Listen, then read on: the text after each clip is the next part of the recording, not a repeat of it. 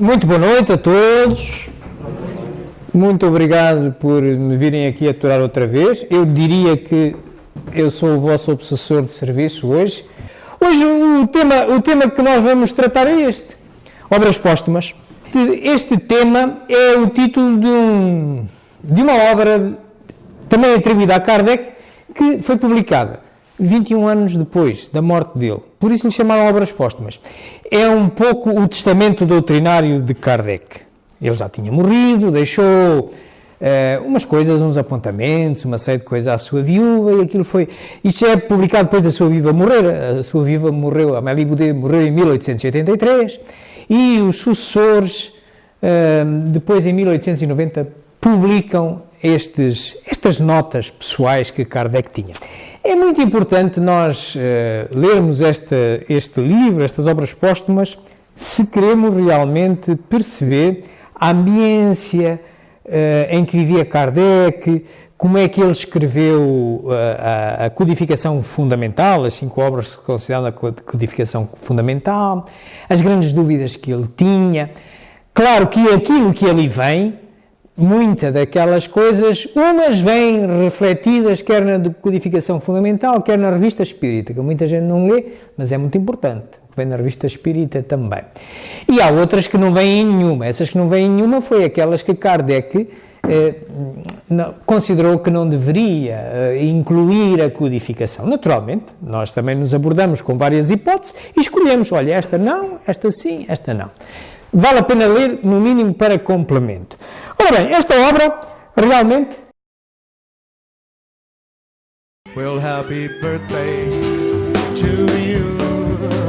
Happy birthday, there you go, to you. Até ela realmente fez 129 anos, este ano. Portanto, é a última, não é? De 1890. E nós vamos abordar isto segundo esta perspectiva que aqui temos. Porquê? Porque é que esta obra? Porque é que os sucessores de Kardec decidiram publicar este repositório, este testamento doutrinário? As questões da edição, se houve só uma edição, se houve várias, portanto, o que é que se passou a esse respeito? E depois vamos então entrar nas questões da estrutura da obra. Ora bem, vamos começar pelo porquê. Porquê é que esta obra afinal sai? Já vos fui adiantando, isto é, digamos que é uma herança das coisas de Kardec, etc. Mas vamos olhar para ela com uma perspectiva mais... O pedagogo, linguista e cientista francês Hippolyte Léon Denisard Rivail foi um instrumento de um espírito de verdade que possibilitou o advento do Consolador prometido por Jesus. Esse Consolador é a doutrina espírita, a terceira revelação de Deus aos homens. Em 31 de março de 1869, o inesquecível codificador da doutrina espírita desencarnou em plena atividade na Sociedade Parisiense de Estudos Espíritas aos 65 anos de idade. No entanto, o codificador do Espiritismo era portador de uma rara capacidade de trabalho e de uma férrea determinação em abordar todas as questões relativas ao Espiritismo.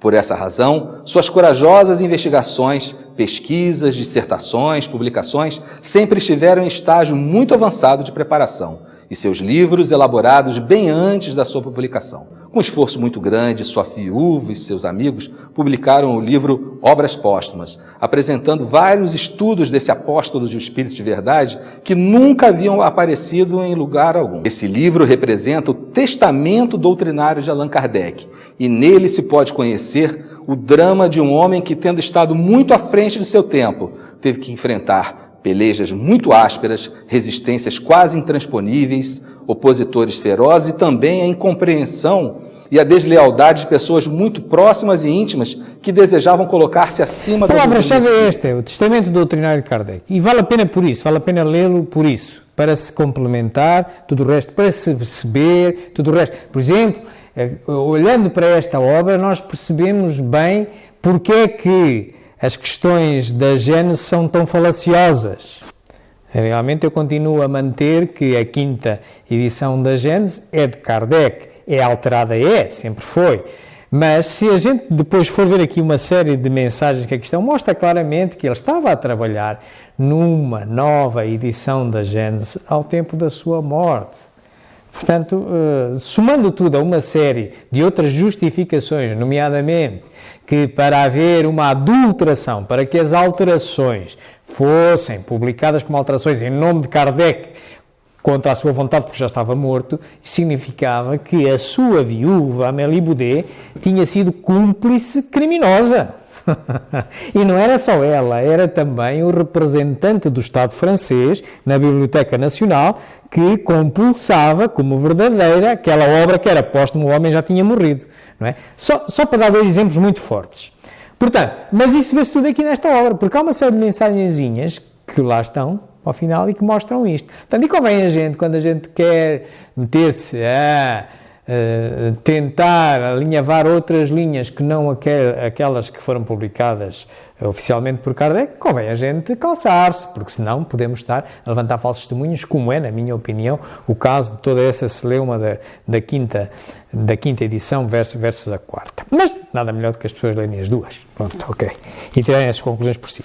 Ora bem, portanto, olhando agora para as questões da publicação, como eu vos dizia, isto nada mais é do que uma coletânea de textos da autoria de Allan Kardec e que foram compilados por esta sociedade, a Sociedade da Livraria Espírita, fundada por Allan Kardec. É um nome formal, Quando Kardec morreu, existia a Sociedade Espírita de Estudos Parisienses, ok?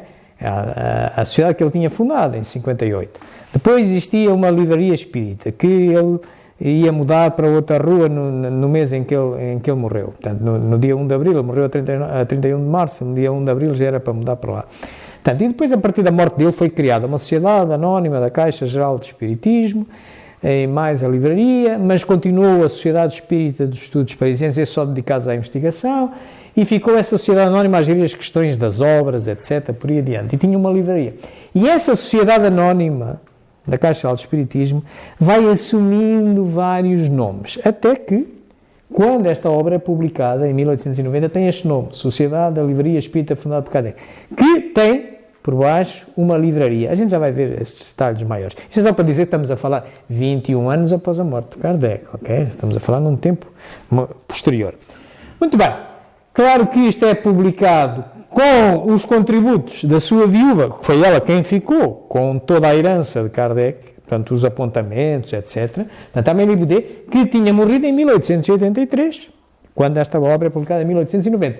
E quem é que está à frente desta dita Sociedade da Livraria Espírita fundada por Kardec? Este senhor, Pierre Gaëtan Lemarie, que havia sido secretário de Kardec na Sociedade Espírita de Estudos Parisienses e que era o homem que estava à frente desta Sociedade da Livraria Espírita. Este senhor é a quem lhe é atribuída a adulteração da Gênesis. Ele teve cometido crimes. Em 1875 esteve na cadeia por causa de um processo, umas fotografias falsas, supostamente com um concurso de um médio e tal, não sei como é. Mas foi em 1865, não é em 1862, quando se deu a quinta edição da Gênesis. Enfim, mas foi ele o indivíduo que continuou com a obra de Kardec, e é ele quem, baseado naquilo que deixou a Amélie Boudet, que legou à sua morte, legou aquilo que tinha de Kardec a esta sociedade, é ele quem vai publicar estas obras póstumas. Na realidade, como eu vos disse, portanto, ela é publicada pela Sociedade da Livraria Espírita fundada por Allan Kardec, que desde 1888 se chamava assim, mas começou por ser Sociedade Anónima, depois Estados de Estudos Psíquicos e Psicológicos, não sei mais. Mas era este o nome que tinha em 1888, portanto em 1890 também tinha assim, ocupava este espaço em Paris, esta esquina aqui que está, e tinha uma livraria, a Livraria de Ciências Psicológicas e Espíritas, desde 1878, nesta Rua de Chabanais 1, em Paris. Esta livraria era a herdeira da Livraria Espírita, quando Kardec morreu. A livraria só mudou uma vez de nome. Mudou de Livraria Espírita para esta, Livraria de Ciências Psicológicas e Espíritas, em 1878. Aquela sociedade é que mudou várias vezes. Começou por Sociedade Anónima da Caixa Geral de Espiritismo, foi mudando várias vezes e não terminou por ali. Mas pronto, esta foi a última alteração. Ela depois, em 1895, entra em falência. E a partir daí desaparece, fica o filho de Lemarie, que fica com o espólio desta sociedade, e há até uma livraria hoje há uma livraria hoje em Paris que no outro dia foi alvo aí de um filme no YouTube, em que era a livraria de Le Marie, mas esta livraria de Marie já não tem a ver com esta. Esta entrou em falência em 1895 e acabou-se tudo, e é o filho de Le Marie que depois funda uma outra, onde estavam ainda uns escritos de Kardec e tal. Mas tem um YouTube, se vocês procurarem, tem um YouTube na internet sobre isso. Mas é só para explicar isso, podemos detalhar mais se depois houver dúvidas sobre isto. Bom, portanto, esta obra, em janeiro de 1890, sai isto. Esta era a capa da altura, a primeira edição, que tinha 2 partes e 452 páginas. Em boa verdade, esta obra tinha este aspecto. Na primeira parte estava ali contida uma série de coisas, por exemplo, uma biografia de Kardec, os discursos fúnebres, no dia em que ele, portanto, foi enterrado, em dia 2 de abril de 1869, ele morre em 31 de março de 1869, mas só é enterrado no cemitério de Montmartre, que é no centro de Paris, dia 2 de abril. E há 4 discursos, estão ali os discursos todos, inclusivamente o de Flammarion, vamos ouvir um bocadinho do discurso de Flammarion, e depois estão ali mais uns apontamentos. E depois começa onde está ali profissão de fé, em francês, começa realmente o que hoje se vê, se na altura estava assim dividido 1, 2, hoje se nós formos ver as obras que aí temos à venda, realmente o que é que fizeram? Aquela parte da biografia, dos discursos e uns avisos aos assinantes e tal, não sei o que mais, ficou isolada numa parte primeira, digamos como uma introdução.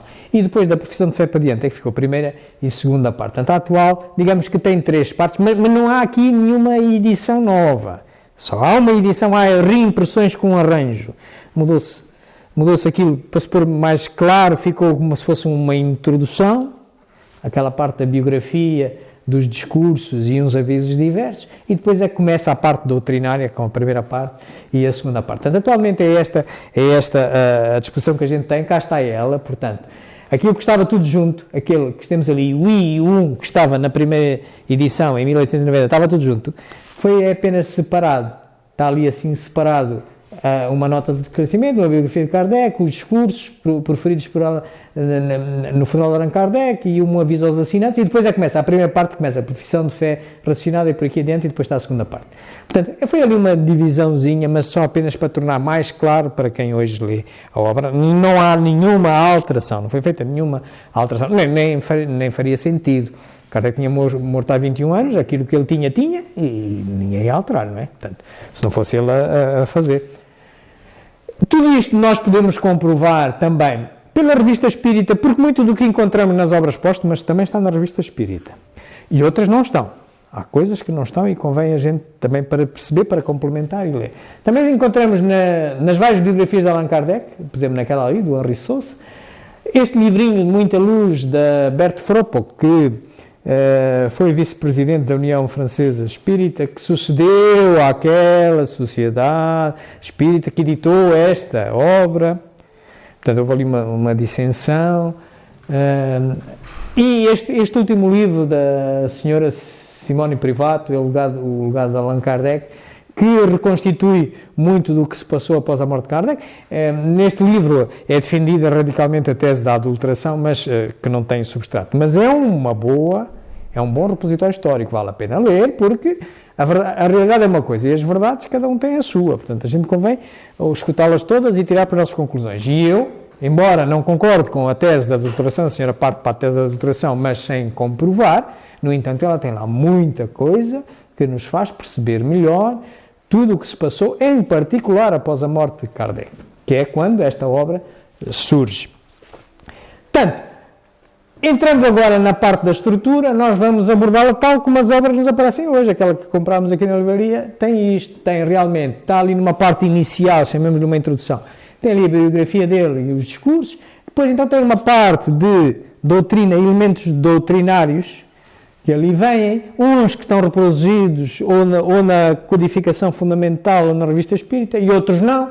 E depois tem também a segunda parte que tem digamos, duas grandes áreas, 2 grandes capítulos. A missão dele, a missão de Kardec, e a constituição do Espiritismo, a visão dele para o futuro.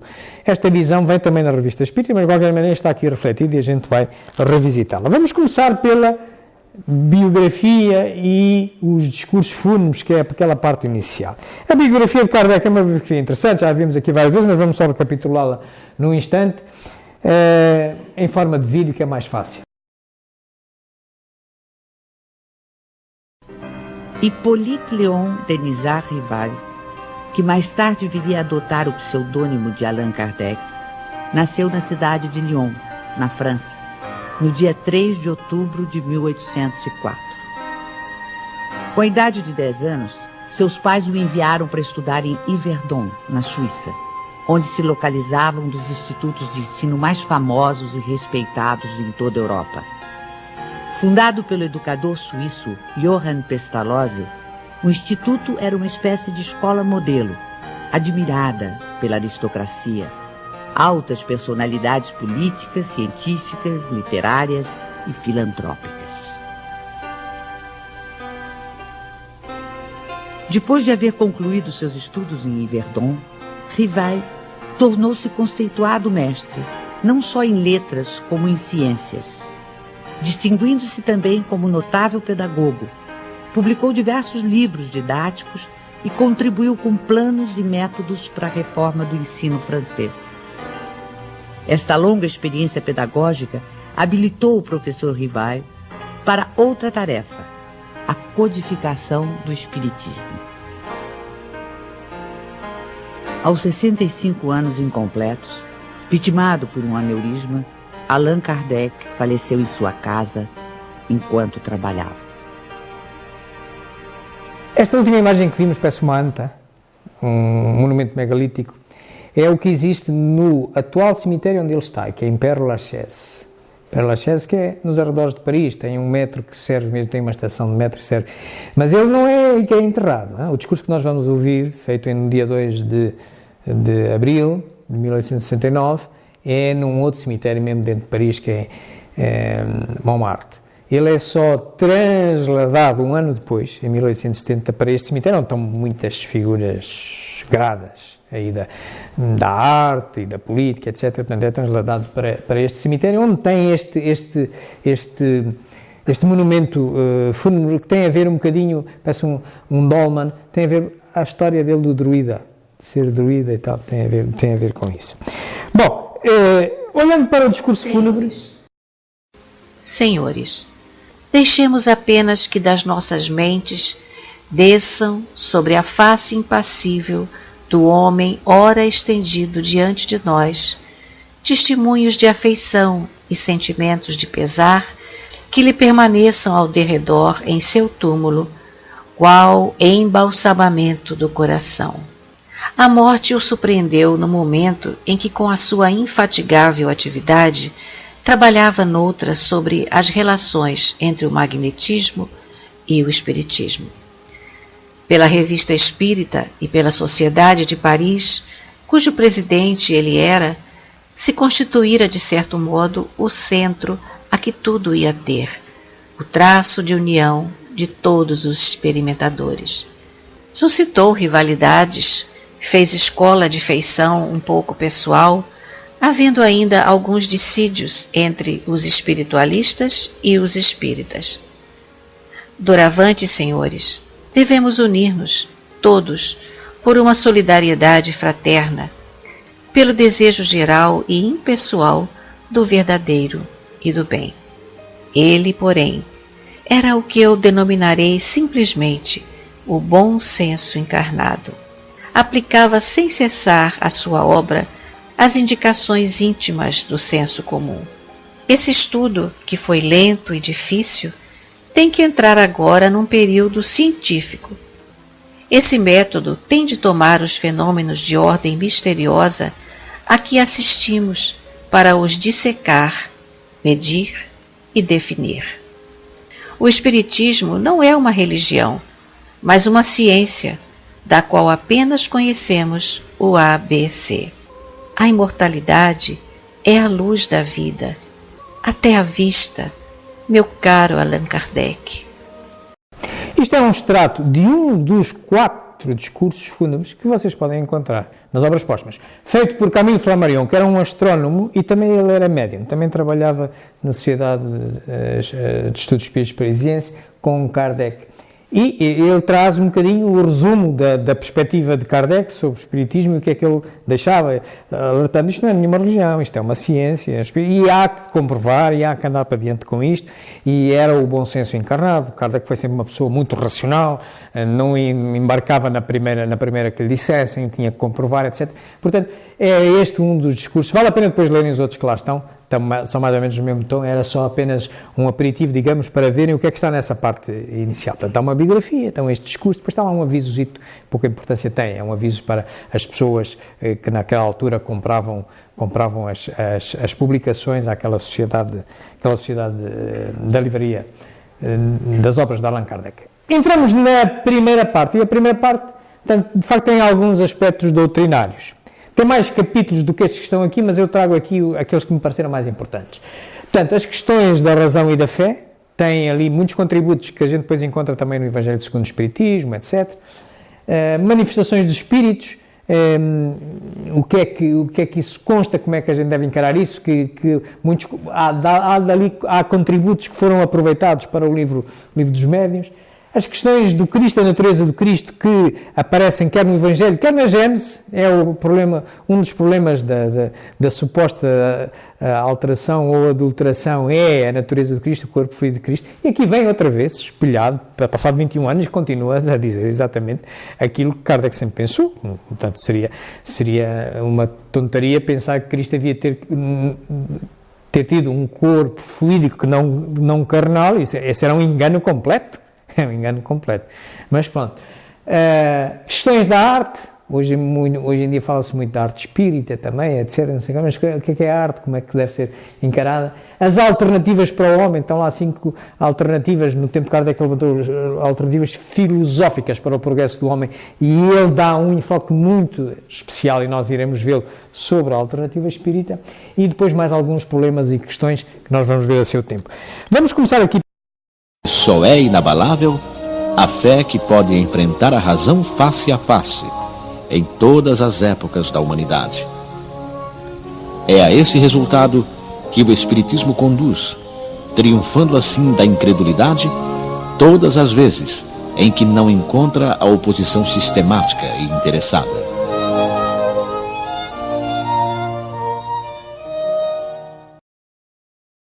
Neste capítulo encontramos uma série de informações e de raciocínios de Kardec que tendem exatamente a isto, que ele reflete, por exemplo, no capítulo 19, a fé transporta montanhas, do Evangelho segundo o Espiritismo. Se vocês forem lá ao subcapítulo 7, ao parágrafo 7, diz assim: a fé inabalável é aquela que pode fazer frente à razão em qualquer idade da humanidade. Vem daqui, e a gente por aqui percebe o que ele estava a pensar em 1864, quando escreveu o Evangelho segundo o Espiritismo. Depois, as almas ou espíritos dos que aqui viveram constituem o mundo invisível que povoa o espaço e no meio do qual vivemos. Daí resulta que desde que há homens, há espíritos, e que se estes últimos têm o poder de manifestar-se, devem tê-lo tido em todas as épocas. É o que comprovam a história e as religiões de todos os povos. Entretanto, nestes últimos tempos, as manifestações dos espíritos assumiram grande desenvolvimento e tomaram um caráter mais acentuado de autenticidade, porque estava nos desígnios da providência por termo a praga da incredulidade e do materialismo por meio de provas evidentes, permitindo que os que deixaram a terra viessem atestar sua existência e revelar-nos a situação ditosa ou infeliz em que se encontravam. Para os que já estudaram, pelo menos, Livro dos Espíritos e Livro dos Médiuns, estão a reconhecer de onde é que vem parte da informação que ele verteu naquele livro, e aqui encontramos as mensagens que ele recebe na altura, o que ele pensava na altura, quando escreve. a segunda parte do livro dos Espíritos, que tem a ver com a vida espírita, onde diz isto, que aqui está, de alguma maneira, e depois que evolui para o livro dos médiuns, ok? Embora antes, tendo havido um manualzinho, que era um manual de orientações para as reuniões mediúnicas, que aparece logo a seguir ao livro dos Espíritos, aparece logo em 58 e depois é substituído em 61 pelo livro dos médiuns. É maravilhoso ler este livro para, como vos digo, para complementar. Isto não vai denegar nada, vai confirmar o que ele escreve nas obras fundamentais e mostrar mais alguma coisa que ele pôs de lado, porque não lhe, no seu crivo da razão, ele achou que aquilo não deveria ir, mas está aqui e vale a pena nós percebermos isto. A questão da natureza do Cristo foi debatida desde os primeiros séculos do cristianismo e pode-se dizer que ainda não se acha solucionada. Foi a divergência das opiniões sobre este ponto que deu origem à maioria das seitas que dividiram a Igreja há 18 séculos. As opiniões se firmaram mais sobre abstrações do que sobre fatos. Sobretudo, o que se procurou foi saber o que o dogma continha de plausível ou de irracional, deixando-se geralmente de um lado e de outro de assinalar os fatos capazes de lançar sobre a questão uma luz decisiva. Mas onde encontrar esses fatos, senão nos atos e nas palavras de Jesus? Nada tendo ele escrito, seus únicos historiadores foram os apóstolos, que tampouco escreveram coisa alguma quando Cristo ainda vivia. Aí somente é que se há de procurar a chave do problema. Todos os escritos posteriores são apenas, e não podem deixar de ser, simples comentários ou apreciações, reflexos de opiniões pessoais, muitas vezes contraditórias, que em caso algum poderiam ter a autoridade da narrativa dos que receberam diretamente do Mestre as instruções. Portanto, aqui estamos a ver que ele vai claramente dizendo tudo aquilo que vem, que não seja baseado naquilo que os apóstolos escreveram, porque Cristo não escreveu nada enquanto esteve vivo. Depois de morto, é que os seus apóstolos escreveram os evangelhos, do que se lembravam. Essa é a fonte mais segura que a gente tem. Posteriormente começaram a haver muitas interpretações e ele avisa aqui, cuidado, quem se queira meter a fazer outras interpretações, que se baseiem na raiz, na fonte. Não vai criar... Isto tem a ver com o corpo a género de Cristo, tem a ver com o corpo fluido, tem assim uma certa... E ele avisa, porque depois criou-se uma série de dogmas e que foram responsáveis pela divisão na Igreja Católica, não é? Portanto, a Igreja Católica começa por se partir...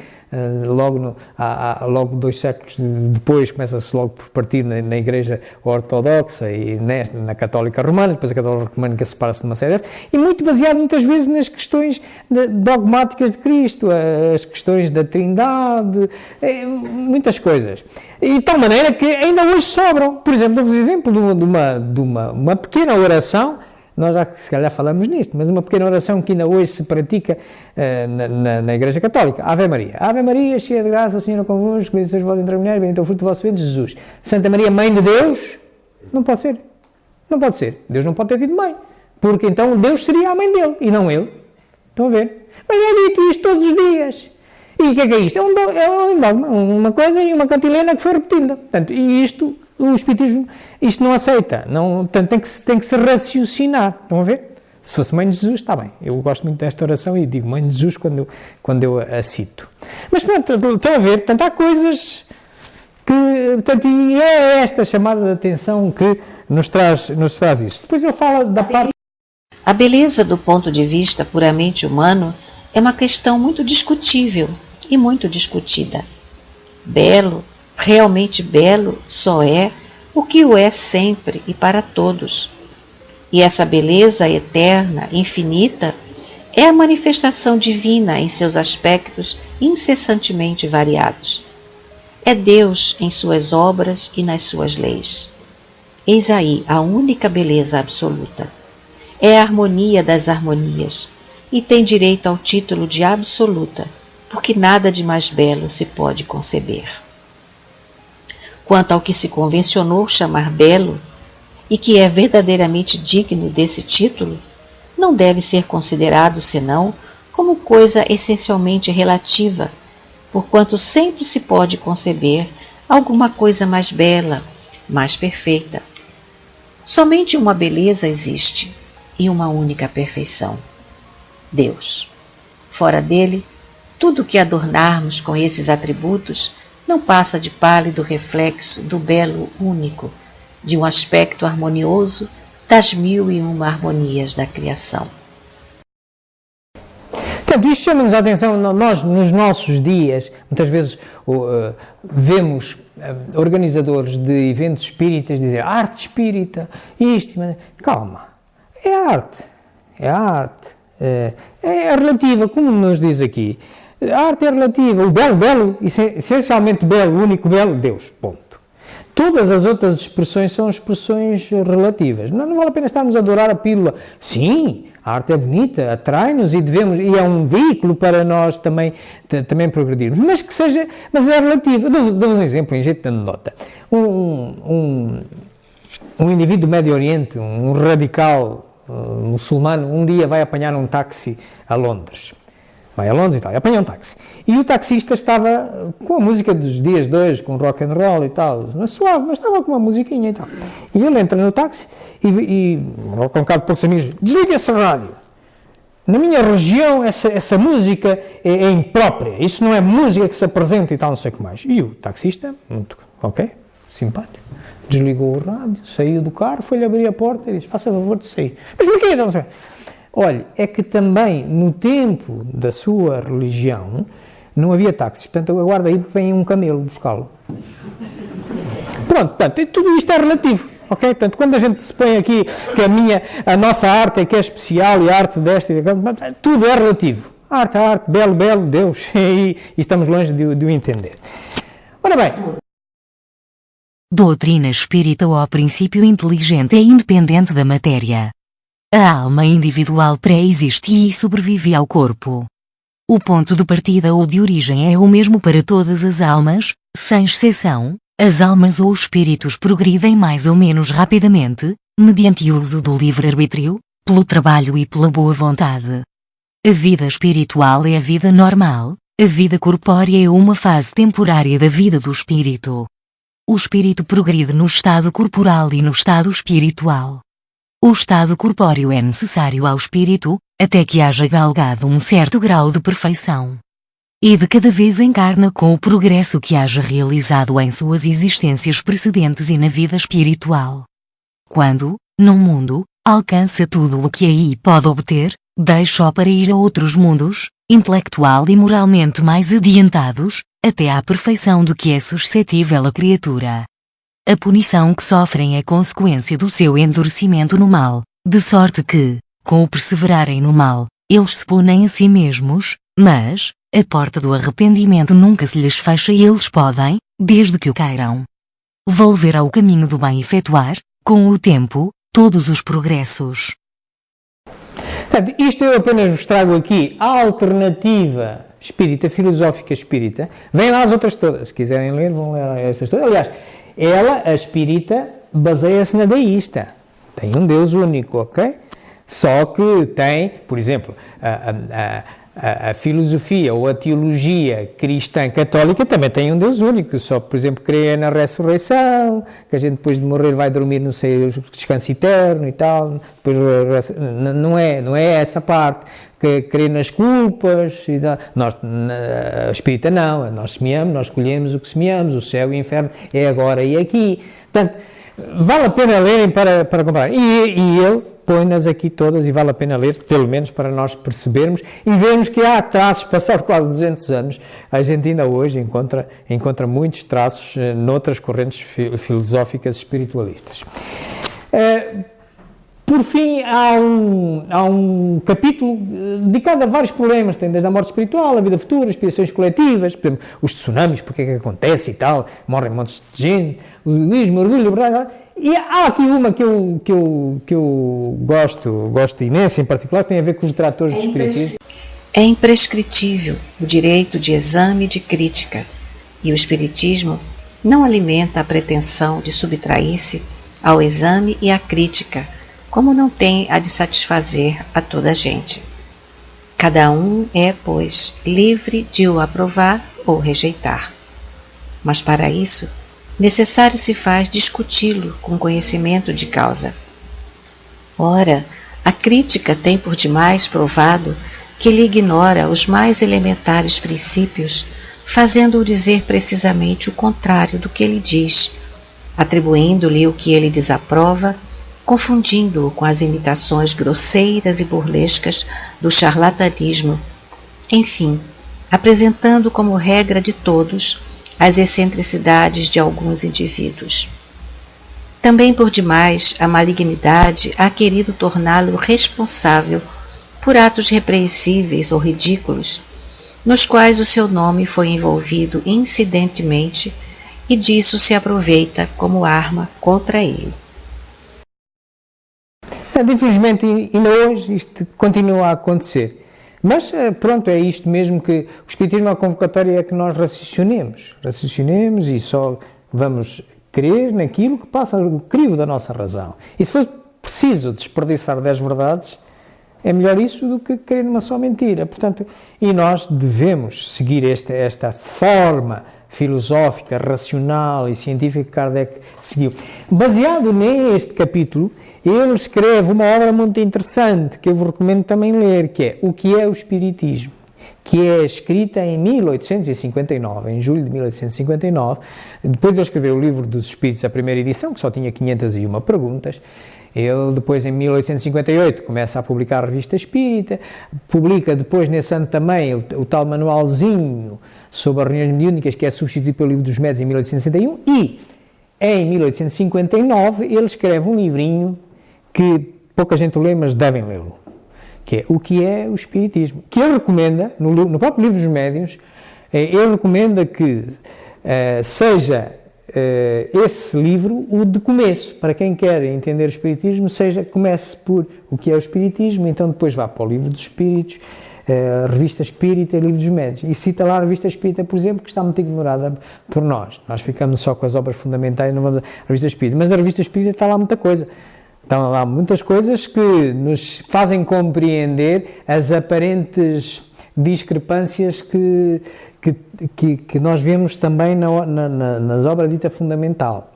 Podemos ver algumas, podemos citar algumas depois no período de conversa. Muito bem. Entramos agora no segundo capítulo. O segundo capítulo tem fundamentalmente 2 subcapítulos. Um sobre a missão de Kardec e o outro sobre a sua perspectiva de futuro, a chamada Constituição do Espiritismo. Quanto à missão de Kardec, vamos ver uma série de mensagens mediúnicas que não vêm publicadas em lado nenhum, mas são mensagens mediúnicas que ele recolheu e pela sua humildade ele nunca as publicou, mas foi recolhendo, ainda antes de ele publicar o Livro dos Espíritos. Vamos ver uma série delas antes do Livro dos Espíritos, depois uma já depois do Livro dos Espíritos, em que lhe é dito pela espiritualidade superior o que é que se esperava dele, enquanto codificador. Portanto, vamos ver ali uma em abril de 1856, outra em maio de 56, outra em junho de 56 e, por fim, uma em abril de 1860. O Livro dos Espíritos sai em 57. Portanto, estas primeiras 4 são antes do Livro dos Espíritos. Vamos ouvi-las. Deixará de haver religião e uma se fará necessária, mas verdadeira, grande, bela e digna do Criador. Seus primeiros alicerces já foram colocados. Quanto a ti, Rivail, a tua missão é aí. Portanto, isto em 1856 há um espírito que lhe diz isto. Ok, meu amigo, tu vens aqui para pôr esta coisa direita. Portanto, isto não é mais uma religião, esta é algo que, quando muito, é uma religião no sentido filosófico, de harmonizar as pessoas e harmonizar todas as outras. Portanto, e isto acontece no dia 30 de abril de 1856, na casa do Sr. Rostand e a média a senhorita Jafé, que se crê ter sido a encarnação anterior de Chico Xavier. Ok? Depois, se observares as tuas aspirações e tendências e o objeto quase constante das tuas meditações, não te surpreenderás com o que te foi dito. Tens que cumprir aquilo com que sonhas desde longo tempo. É preciso que nisso trabalhes ativamente, para estares pronto, pois mais próximo do que pensas vem o dia. Hahnemann. Este é o identifica-se, o espírito identifica-se, é Hahnemann. De novo, a média é outra vez a senhorita Jafé, supostamente a encarnação anterior de Chico Xavier, e vem outra vez precisar, oh, meu amigo, tu tens que trabalhar, e já sabes por onde é que vais. Portanto, isto tudo antes de ir publicar o livro dos Espíritos. Para tais missões, não basta a inteligência. Exigem-se, por fim, devotadamente, abnegação e disposição a todos os sacrifícios. Vês, assim, que a tua missão está subordinada a condições que dependem de ti. Espírito Verdade. Isto é terrível, não? Só ouvir isto. Só ouvir isto. E quem lhe diz, este Espírito Verdade é interessante fazer-se, e há muitas dissertações sobre quem era o Espírito de Verdade. Aquela que mais recolhe interpretações comuns é que o Espírito de Verdade seria uma pleiade de espíritos e não propriamente um único espírito.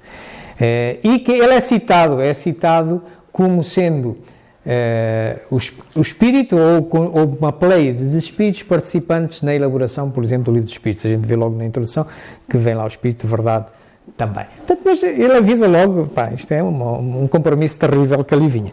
E agora vamos ver uma já após. Deixai que falem, deixai que pensem livremente, tudo, exceto a felicidade eterna, dura pouco. Tudo vos será levado em conta e ficai sabendo que, para ser-se feliz, é preciso que se haja contribuído para a felicidade dos pobres seres de que Deus povoou a vossa terra. Permaneça, pois, tranquila e serena a vossa consciência, é o precursor da felicidade celeste. Nesta mensagem é maravilhoso ver aquilo, se nós relacionarmos aquilo com aquelas primeiras que ouvimos. Atenção, isto não é mais uma religião. Isto, quando muito, é para substituir todas as outras. Filosoficamente, a religião é para religar a todos. Portanto, reparem aqui agora vem um contributo para isso. Quando ele diz assim, para seres feliz é preciso que hajas contribuído para a felicidade dos outros. É preciso ajudar-te uns aos outros. Portanto, isto é a verdadeira religião, se quiser interpretar o espiritismo como uma religião, só neste sentido. Ligar, unir, harmonizar. Nada de dogmatismos, nada de coisas indiscutíveis, etc. Nada disso. Por isso é que ele depois opta por dizer que isto não é nenhuma religião, nós chamamos isto de uma filosofia moral. Ok? E diz isso na Revista Espírita, em 1869. Bom, na segunda parte no segundo capítulo desta segunda parte, ele dá a sua visão do futuro para o espírito. Vamos ouvir coisas que ele mal sabia quando é que ia morrer, mas pronto, ele deixa isto. E isto fundamentalmente encontra-se também na Revista Espírita, é o projeto de 1868, portanto, e encontramos por dezembro de 1868, na Revista Espírita, se lá forem vão encontrar isto. Portanto, que é a sua ideia de futuro. Começando aqui pelo que lá vem no projeto, diz assim, que um dos maiores obstáculos capazes de retardar a doutrina seria a falta de unidade, como é verdade, como nos nossos dias ainda é verdade. O único meio de evitá-la é formulá-la em todas as suas partes, e até nos mais índices mentais, com tanta precisão e clareza que impossível se torna qualquer divergente interpretação. Ainda hoje, muitas vezes, nós olhamos, fazemos interpretações do que lemos e temos verdades distintas sobre a mesma coisa. Portanto, é preciso nós buscarmos isto. Claro que é bom haver diferentes interpretações, mas depois contrastá-las e ficar com a melhor. Portanto, isto é muito importante e ele chama a atenção disto e vem neste projeto de 1868, que também encontra na Revista Espírita. Neste mesmo projeto, a sua visão de futuro diz assim, que o movimento espírita tem que ter uma casa, nós aqui estamos numa casa espírita, ter um local de reunião, tem que ter um programa de ensino, aqui também existem, os cursos de espiritismo e outros, mediunidade, etc., o que houver, tem que ter uma publicidade, quando se publicita que vai haver aqui esta palestra ou a outra, seja nas redes sociais, etc. No tempo de Kardec era a Revista Espírita que ele utilizava, mas há jornais, etc. Portanto, também se deve dar publicidade do que nós fazemos. E que as viagens no tempo de Kardec eram as palestras de hoje. Quando nós aqui recebemos palestrantes que não são da nossa casa espírita, é o mesmo que fazia Kardec no seu tempo, que fez algumas viagens, uma delas até foi por 20 cidades de França e até foi depois à Bélgica também. Para que é que servem isto? Servem para nós ouvirmos outras verdades sobre a mesma realidade e que sairmos com uma melhor. Portanto, isto deve integrar o movimento espírita, e era esta a ideia, e hoje nós vemos isso, é com base nisto que nós hoje montamos o nosso centro espírita, o nosso sistema de ensino, etc. Temos o nosso sistema de palestras, publicitamos aquilo que fazemos, por aí adiante. Em termos da constituição do espiritismo, ela é constituída por 10 parágrafos, endereça tudo aquilo que ali está. Aquela que eu acho mais piada e acho mais interessante é aquela segunda, dos cismas, que infelizmente ainda hoje continua, e ele deixa 3 avisos muito concretos sobre isto, para se evitar os cismas e a falta de unidade que ele falava naquele projeto de 1868. E ele diz que 3 coisas são essenciais. É evitar interpretações erróneas. E ainda há bocadinho falamos disto. E nós não estamos livres disto. A própria codificação escrita que nos chegou contém os seus erros, como por exemplo que a lei natural é eterna, não pode ser eterna, porque eterna é só Deus. Então, se ele criou a lei natural, ela não pode ser eterna. Temos que nos entender sobre os termos são curtos e a gente tem que se entender. Estão a ver? Mas era a ideia que havia. Portanto, devemos evitar interpretações erróneas, contrastar as nossas opiniões, discutirmos, etc., para chegarmos à melhor interpretação. Depois, não fugir das ideias práticas. Temos que pensar no espiritismo numa aplicação prática para a nossa vida, para nós progredirmos, para nos ajudar a resolver os nossos problemas, e não andar a marinar aí com coisas esotéricas e tal. Isto não resolve problema nenhum. Portanto, baseemos-nos nisso, como por exemplo a teoria dos demónios. Os demónios são nossos irmãos, e o demónio contraposição a Deus, mas calma lá, Deus criou tudo e também criou os demónios. Portanto, calma, vamos pensar isto com calma. Portanto, sempre dentro das ideias práticas. E, por fim, diz ele, não se imobilizar no presente. É muito importante. Kardec fez um esforço enorme, mas ele era um ser humano. Ele era um ser humano como nós. Ok? Muito racional. Mas, é claro, ele viveu numa determinada época, escreveu as coisas para aquela sociedade e hoje há outras coisas. Dá-vos um exemplo.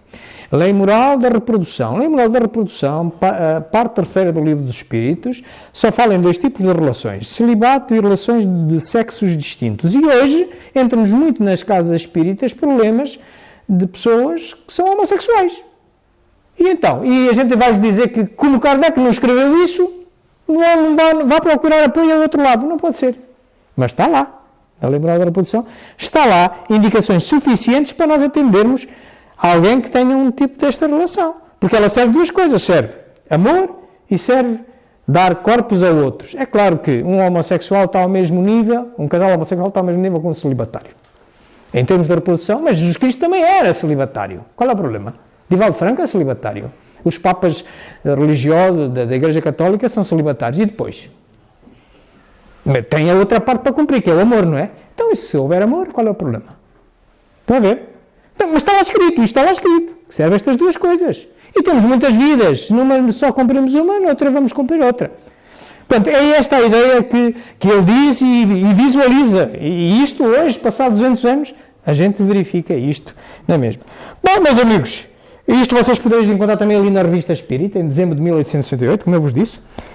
E ele tem uma máxima, Allan Kardec diz uma coisa muito interessante, a este respeito, que vem neste conjunto, diz assim: se eu tenho razão, todos acabarão de pensar como eu. Mas se eu estou em erro, acabarei de pensar como os outros. Limpinho.